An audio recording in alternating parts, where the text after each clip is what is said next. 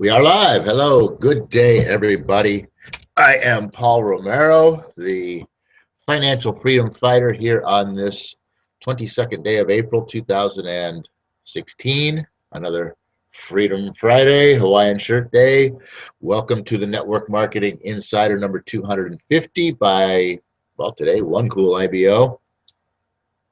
And I want to say welcome to all of the network marketers out there, all of the Cisco Global network marketers out there, all of the wannabe network marketers out there, or at least thinking about potentially wanting to be a network marketing marketer out there, because I'm sure, as you well know, by the time you take out all the time that you spend sleeping and all the time you spend at work working, and all the time you spend getting your butt to work in traffic, and all the time that you spend running around every day doing all the crap that just has to be done in everyday life, that at the end of the day, most people have like 1, maybe 2 hours to themselves to do the kind of things that they like to do.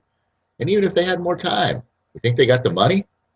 We have a way for you to own your life by starting a home-based business that is so simple that anybody can do it, and it doesn't involve any selling.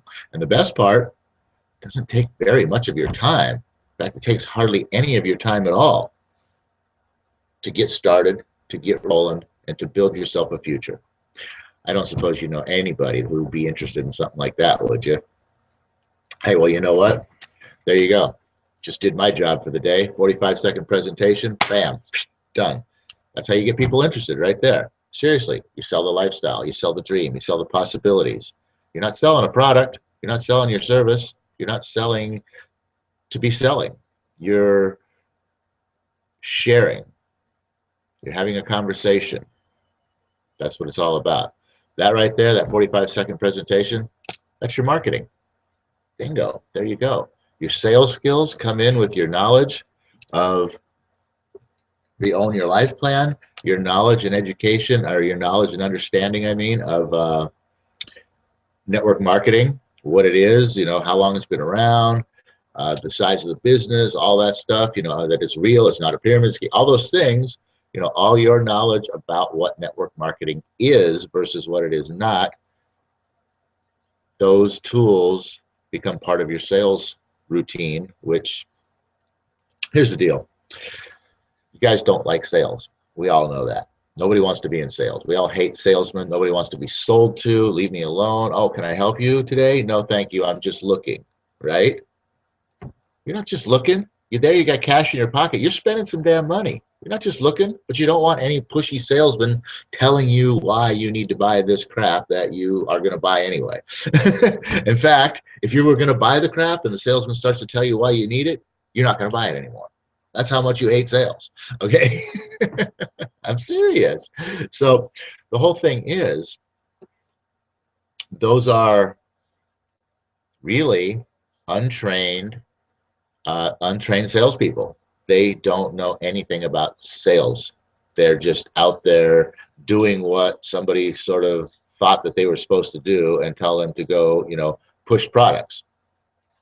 And that's not sales at all. Sales is a skill, first of all, and it's a skill that anyone can learn, including you.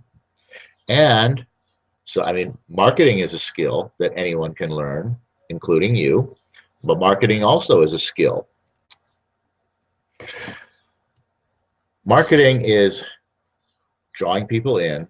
Sales is closing the deal, okay? That's the difference right there. Draw them in, close the deal. Sales and marketing. Where do you think the money comes from? You got to bring the people. You got to get them to sign, right? That's where the money comes from. So that's why sales and marketing are so important. But sales and marketing both are learnable skills. And quite honestly, they're not that tough. Sales is the harder one, because you actually have to have the words come out of your own mouth in front of another human being, so that's the more difficult one. Marketing, is the words coming out of your mind, going on to, your marketing piece, whatever it is, and going out to the people to attract them and draw them in. much easier because you don't have to actually talk to the people, right? You just have to get them here. You have to get them interested in. So that's, marketing's a whole lot easier. Sales is a little bit tougher. But when you're learning the proper sales skills, you know what? It's not tough at all. It's really just about understanding the way people think, including you. You think the same way, and once you understand how you think and how other people think and sort of some key triggers that alter the way people think, it's really all about persuasion. Okay? Sales is not selling. It's not all about, you need to buy this beautiful steel mug here. It's encased in ceramic that can withstand the microwave oven's intense heat. You could even, if you had to, put this into the oven itself and warm up your coffee. You don't need to sell this product. What you need is persuasion skills, where, in other words, you're like, you don't have a coffee cup that you could put in the oven, do you? Ever thought about that? I mean, not that you would want to warm up your coffee in the oven, but still, the microwave puts off intense things. And how many coffee mugs can you actually put into your microwave and warm up your water? It's a whole different approach. You're just talking.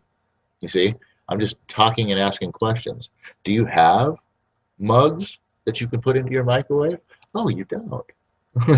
I mean, obviously, pretty much all coffee mugs can go in the microwave. It just happened to be sitting here, right? But it's all about questions. Questions engage the mind. So if you are just asking questions to the other person in a general sort of conversation, and you know how to direct a conversation and lead a conversation to the end result that you want, that's sales. Okay? It's just a conversation. It can be quite a bit eye-opening to understand, to come to the reality of getting this concept. You're not pushing all the features of the product. What you want to do in sales is you want to ask them questions that bring to light the problem. Oh, I see you're looking for coffee mugs today. What happened? Did you break one? Just a general question. Oh, no, I didn't break one. I'm actually shopping for a coffee mug for a gift for my father. Oh, really? A gift for your father? He's a big coffee drinker, is he? Oh, yeah, he drinks lots and lots of coffee. Wow, I mean, if he drinks lots and lots of coffee, I mean, he must be a very busy guy, right? Oh, yeah, he works in this company where, his time is heavily demanded, and he works in the accounting department or whatever. Oh, I got it. So yeah, he's got to crunch those numbers. He's got to stay awake and stay sharp, right? Absolutely, yeah. He's got to be sharp all the time. So what does your dad do outside of accounting? See, we're not talking about mugs here, right? We're talking about the dad. We found out what the problem is. We found out the problem was we need a coffee mug for her father, or his father, whatever, for his birthday, right? We found out what the problem was. And now we're working with that person to try to find a solution. We're leading them to the perfect coffee mug, by asking these questions. Oh, what does your dad like to do outside of accounting? Oh, he's a big golfer. Oh yeah. Oh wow, that's cool. You know what? We got these really awesome golfing mugs over here with these really funny sayings on them. Golfers just love these things. Let's check. You want to check a couple out? Oh yeah, let's see what you got there. So now we've got them pointed in a direction that's answering their problem, that's providing solution to their problem. And you could, then maybe you could say something like, is your dad a really good golfer, or is he just a hack that loves the game?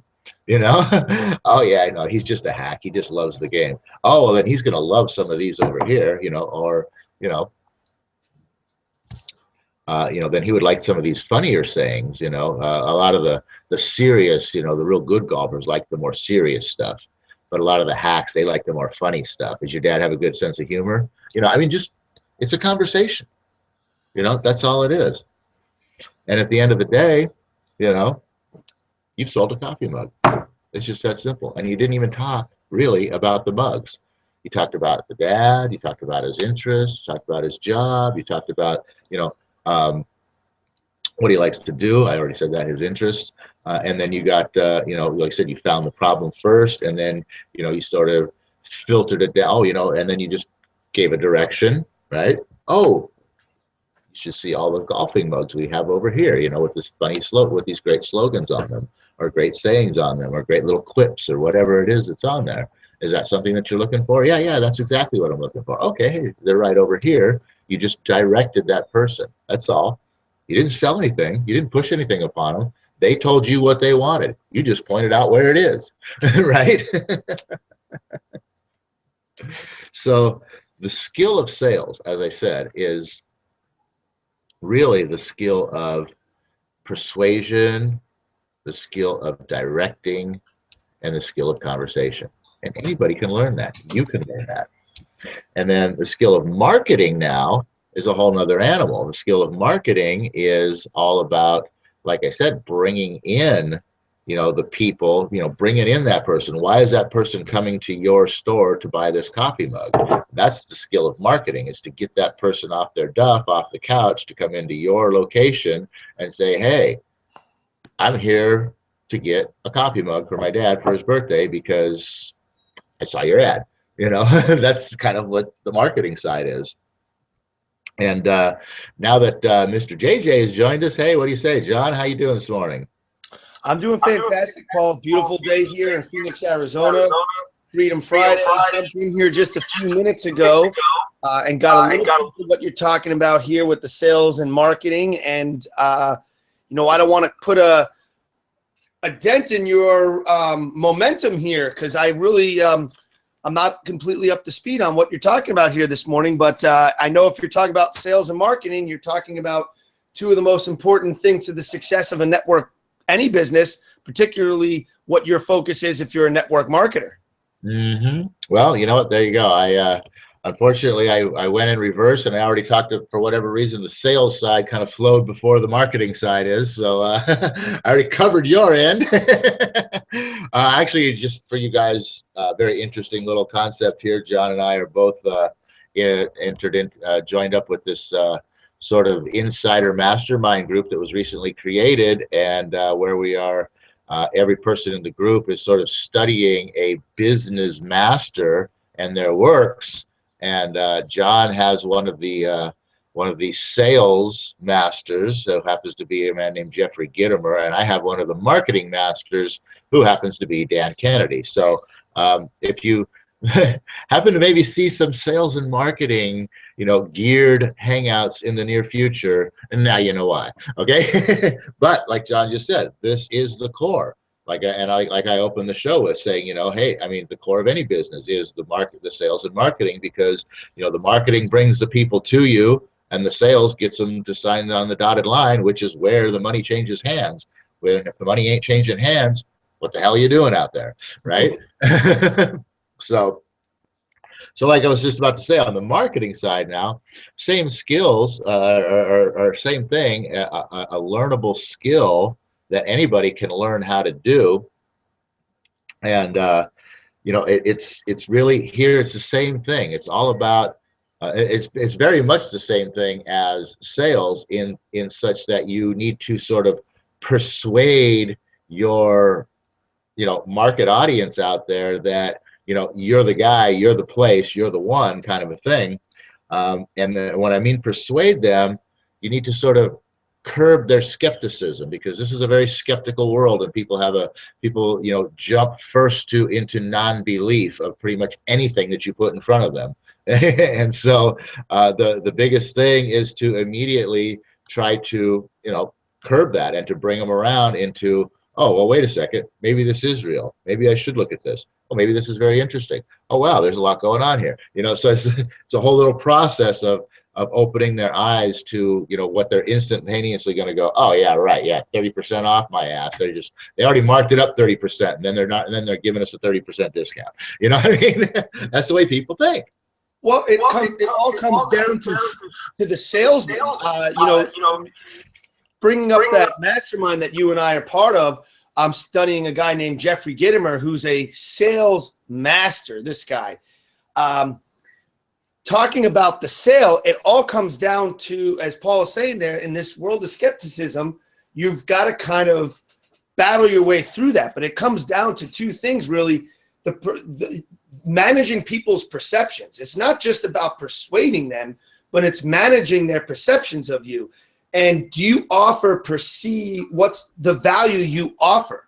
What is the difference between you and somebody else offering the same thing? Jeffrey Gitomer, this video I watched last night, he's brought up a great point here. And he said, we're so ingrained with this idea when we get into sales of ABC, always be closing. And there's only one problem with that statement, the fact that people still use that statement, because too many times salespeople are focusing on the best way to close a sale. What's the best way I can close this? What's the easiest way I can close this? But it's really not the close at all that a salesman should be concerned about. It's the opening. How am I breaking the ice with this person? How am I building trust with this person? How am I building rapport with this person? And am I offering something that they're going to perceive as more valuable than the competition?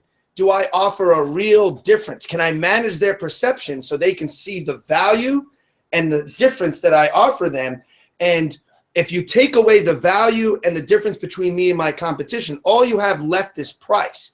And, we're not offering, as salespeople, we shouldn't be offering, the lowest price, or if you're negotiating a sale, making the highest offer. What you're doing is you're providing the most value, and you've got to get your clients or your prospect to see your value. And it's not about price, it's about value. People will buy from you if their perceptions are perceiving you to be that trustworthy person and that you have a strong value proposition. Absolutely. And that's the message kind of that your marketing needs to put out, in such that, underneath, the marketing thing is a very, very sly animal, because the marketing piece has to give out an opportunity or an offer or something to entice people, something to get them thinking, what, I got to go look at this. But on the other hand, underneath all that, it's also got to represent believability, which is where John was just talking about there. So it has to represent that. It has to include things that are going to get people's mind to believe that this incredible offer that you're putting in front of their face is actually real.